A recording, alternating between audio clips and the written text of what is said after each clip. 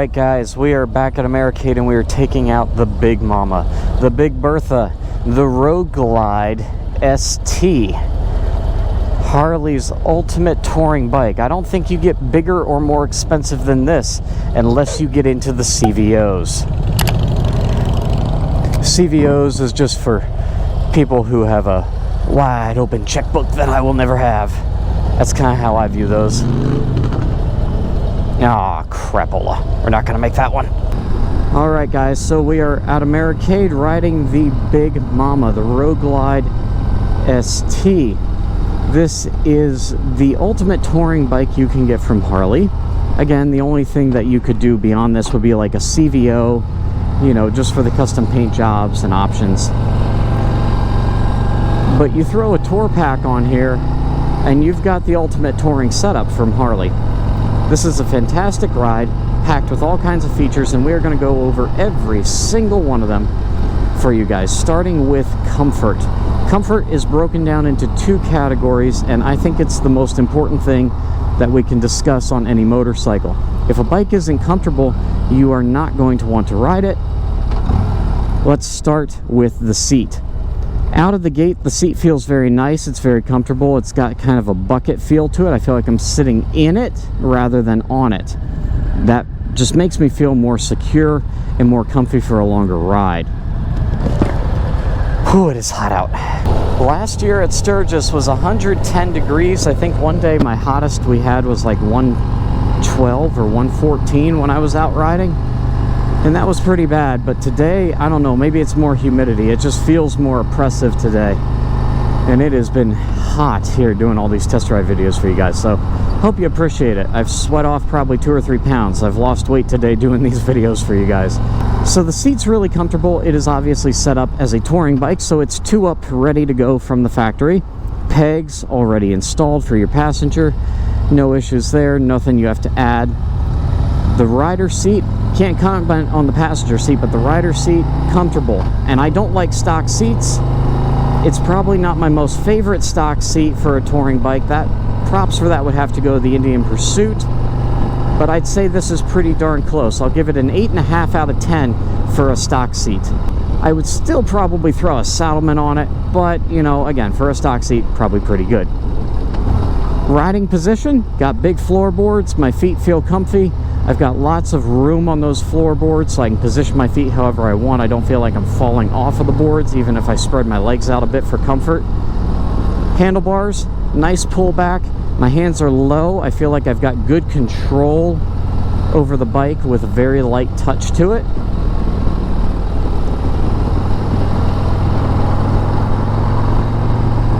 Overall, I would give comfort for the riding position and the seat, I would say a 9.5 out of 10. Only thing that beats it might be an Indian Pursuit for me, and that's just going to be personal preference at that point. They're pretty darn close. They feel very comfortable. Now we're running the Milwaukee-Eight engine in here, and because this is the ST, I believe that's the 117 cubic inch. So if I get a chance here, I will open it up for you guys. We're currently in 5th gear doing 80, however, and it doesn't feel like the bike is breaking a sweat.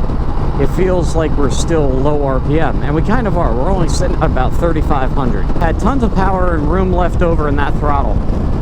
Good power, lots of room left over. I feel like my GoPro keeps sliding down. Sorry if I keep putting my hand in front of the camera lens there.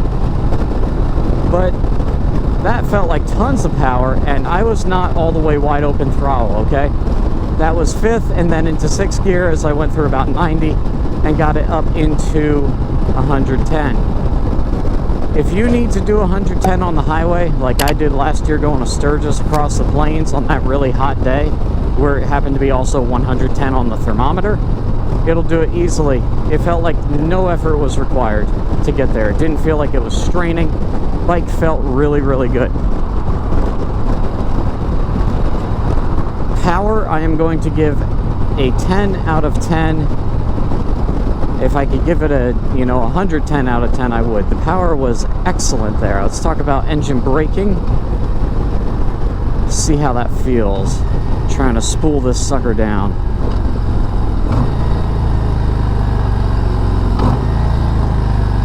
Pretty smooth. I would give higher props to the Indian 116 on the engine braking. Felt smoother on that than on this, but still very smooth on the 116, or the 117 here on the Harley. All right, we're going to pull over here, do a quick walk around, show you guys all the features on this bike. This is the 2023 Road Glide ST, all blacked out, 117 Milwaukee-Eight engine, shark nose fairing, all LEDs up front, got the mustache front highway bars, dual floating disc brakes. I don't know, excuse me, I don't know if those are Brembos or just Harley's brand. They could be Brembos with Harley's logo on them. I am not entirely sure on that. Crossover exhaust, so unlike the Lowrider ST, on the Road Glide ST, we've got exhaust coming out either side. Classic Road Glide look. This one is actually not set up for 2-up touring, so I apologize, I misspoke on that. We have a single seat. Obviously you can put a 2-up on there and put the passenger pegs, no big deal. Heavy breather there. We've got storage up front right there. You can put your phone, there's plugs in there, USB. For storage, we've got a nice big storage on right and left side, and a tour pack can also be added for more storage space in a trunk. When you add the tour pack in the back, you could also put more speakers and get a louder sound. As it stands, I think the sound up front is already 100 or 150 watts, so pretty darn good. This side, more storage. Plug here for 12 volt or heated gear, whatever you might need. Now this is the big infotainment screen. It is touchscreen. Difficult to access a touchscreen when you're sitting all the way back here going down the road. So you do have controls on the handlebars to navigate this. Just for simplicity's sake, we're going to use it as a touchscreen for now. So if we go home, we have music. If it's paired to the phone, you also have AM, FM, but you can pair it with Bluetooth. You have navigation. So this will navigate you wherever you want to go. You can also plan routes ahead of time on like the Harley app, transfer them over here wirelessly, and then go on your ride. And then of course, if your phone's connected, phone calls, text messages, that sort of thing. Basic infotainment system, very nice. I like the liquid crystal display versus the old non-glare TFTs. I've heard this could be a bit difficult to read in the sunlight, but it still does look pretty nice. I'm going to turn the volume up here so you guys can hear what it sounds like on the sound system. Now the microphone is inside my helmet, so you're hearing what it would be like inside your helmet while riding.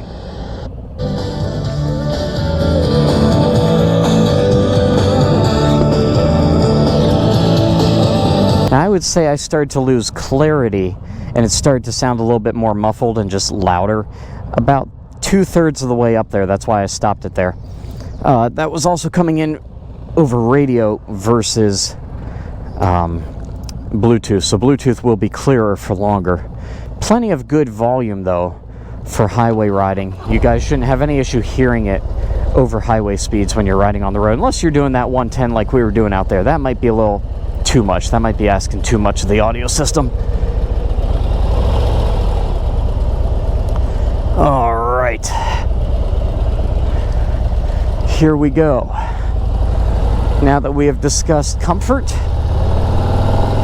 and power and the infotainment system, we are now on to handling.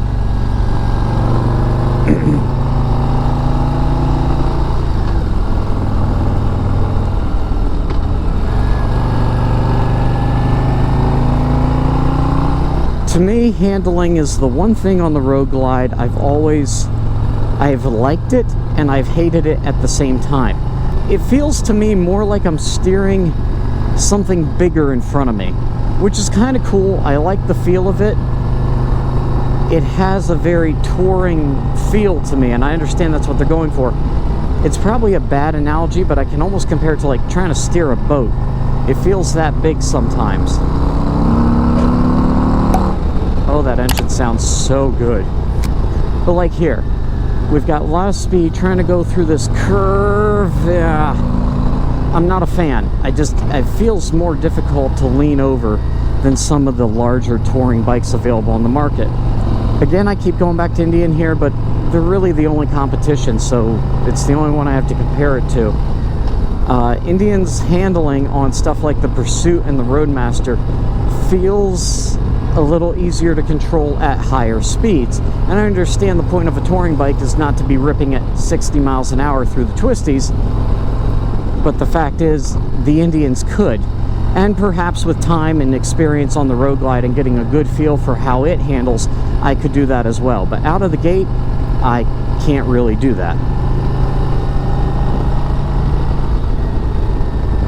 Handling for being such a big bike and a big bagger, I will give it 8 out of 10. Is that being too generous? Now, let's say a 7.5 out of 10. 7.5 out of 10 on the handling. Now, low speed handling in the parking lot, 100% absolutely fine. Normal handling, absolutely fine. What I'm trying to do here is push it as fast as I can through turns, and it probably shouldn't be going this fast. I'm going well over the speed limit, guys, so I understand I'm not asking a reasonable question of this bike here, but that's not the point. The point is to test it as much as I can for you guys. It's so you guys know what it's like. Even though it might not be what you're riding like every day, it still needs to be tested. So I feel like I keep slowing down to get further from this guy in front of me, and he keeps slowing down too. It's being a pain in the ass. So we've talked about comfort, power, handling. I've done the walk around and shown you infotainment. The last thing is styling, and you guys know that that is entirely subjective. Here we go. Let's do some power. Lean it over. Oh, I'm pushing this sucker pretty hard. That's my shoe. Let's get it through there. Yeah, I mean, it'll do it. I'm just not comfortable on it, so that might be more of the issue. I'm not entirely comfortable with it yet. I haven't had enough time to practice. So maybe I'll be generous and give it an 8 out of 10 on handling for a bagger. A big bagger.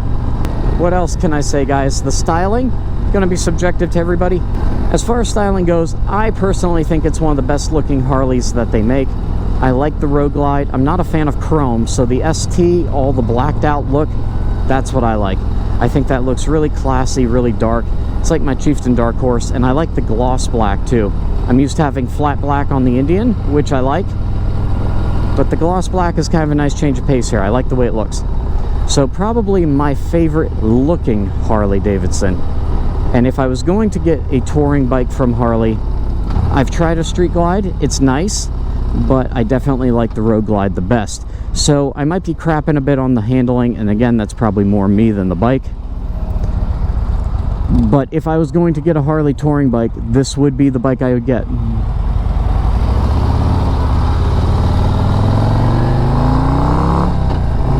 Power, comfort, features, good handling. I just need more practice with it.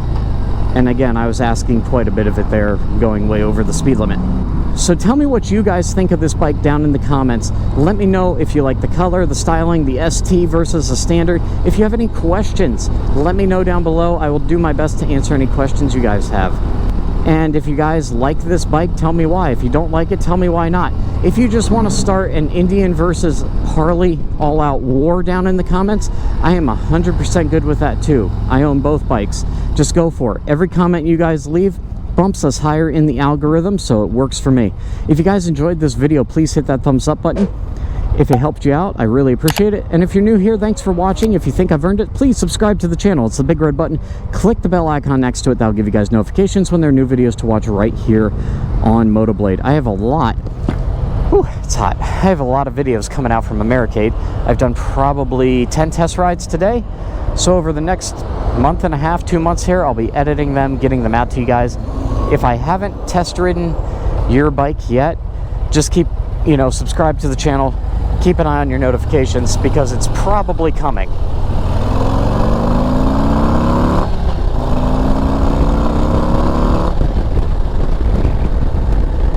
Man, that sounds good.